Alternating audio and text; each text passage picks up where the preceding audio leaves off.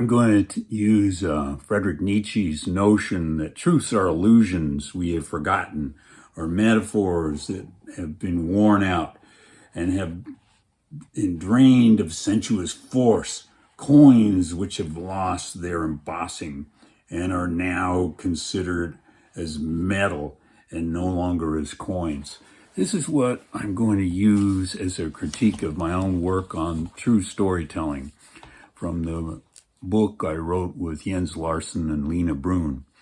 I want to try to clarify some things about true storytelling that I think get a bit confused in the book, and people take off believing that they can find true storytelling. Well, it turns out that there are countless meanings and behind the facts and the observations. And this is where Nietzsche develops the biopolitics of domination, because, as he says in The Will to Power, truths are illusions.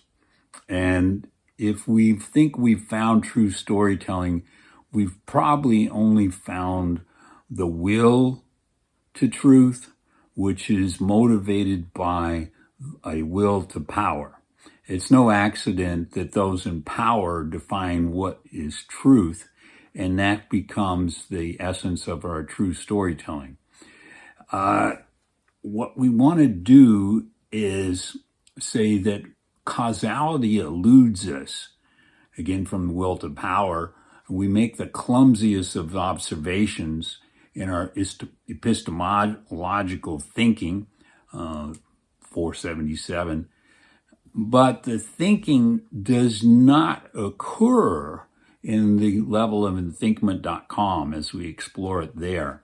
Instead, we have a kind of a shallow observation, a shallow thinking, and the fictitious sort of takes over, and the illusion becomes what we dwell in. And when we look at Nietzsche's whole statements about truth and belief, we have a belief in time, space, and motion without being compelled to grant them absolute reality. And this is number 487 in Will to Power. Truth is a kind of error without which a certain species of life could not live. So that's the thing that we would like to have in true storytelling, is to get beneath the illusions of truth and this notion that there's some sort of essential truth. And in this way, the 7 principles are potentially not useful if they're only proven by judgments and opinion and experience. And the real world of being, and our being in the world, as Heidegger calls it, are not subjected to an understanding of our own existential being. Now, true storytelling can be kind of erroneous, totally superficial schemata. This is the danger of adopting the 7 principles of true storytelling without going deeper into an analysis of the existential nature of being. True storytelling can be what Nietzsche calls the herd instinct. We try to understand the practical and the theoretical, but there's no separation between them. Nietzsche explains this in 458, section 458. We have outlined that true storytelling can be a will to truth that is dominated by a will to power in our institutions today. So we look, for example, at institutions that define what is public land. And if you dig deeper into it, you'll find the Bureau of Land Management and the state trust land, the Game and Fish of New Mexico, for example, the city of Las Cruces, the county of Doñana, each of them posits their own frameworks for what's true of public land and what is good behavior on public land.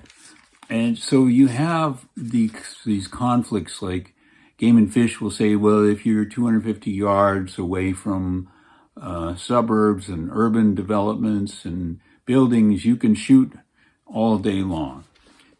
Then you have the city of Las Cruces that says, no, you can't do that. We're claiming parts of public land. Then you have the county that says, oh, no dumping. Dumping is illegal. But then you have no enforcement by any of the agencies, so people practice is different from their theory. So you have a disharmony between the ideal of public land and the individual conditions of public land. This is just an example. So how are truthfulness established in love and justice, but the actual world of action and behavior and habits, not at all? So this is the dilemma when we look at finding true storytelling and searching for progress. We notice that it's not there. The will to truth, section 86, of our institutions does not liberate us from the illusions of truth. And this is because there's so many hundreds of meanings, thousands of meanings of public land, as an example, that we can't separate them out, and we can't find one over the other except by our own opinion and our own belief and our own experience. And that puts us in conflict with people with different beliefs and different experiences and different meanings. Does the true storytelling belong to you? This concept of truth, existence itself, perhaps has no goal. Perhaps the events are, as in the end of Will to Power, just the chaos of nature. And we want to put our emplotments, our plot structures onto nature and say, well, these three events here constitute a chronology, and we're going to say that that's what true storytelling is. Or we say that it's kairos, and we'll take some other events and say, oh, this is kairos in the event of the experience and the twist of the experience, and that's what true storytelling is.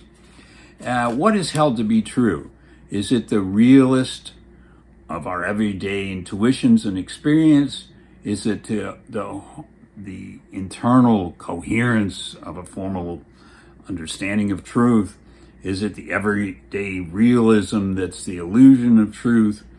Can we change our common sense notions, for example, of public land, into some truth of nature? Or is this nature actually an illusion, and we think that nature has some sort of otherworldliness to our human nature, and that we could learn from this nature experience? But it turns out that the natural, the nature, is very much a construction of the human psyche, and these institutions that so-called protect the progress of nature, and in a sense they do the opposite. It's nature for sale by most of these institutions. So Nietzsche calls truth a mobile army of metaphors and metonyms and anthropomorphisms. And this is what I'm going to charge is actually taken to be true storytelling. And without the inquiry into how the sensuous force has become drained and the coin has lost its embossing, this coin we call true storytelling has lost its embossing, then we need to actually do the work to understand what is the nature of true storytelling. So again, I love this notion of true storytelling, but I think mostly we just get caught in illusions. And it's not about lies. Everybody said, oh, I'm telling the truth. It's not a lie. Well, I'm sorry. It's just opinion. It's just swimming in illusions.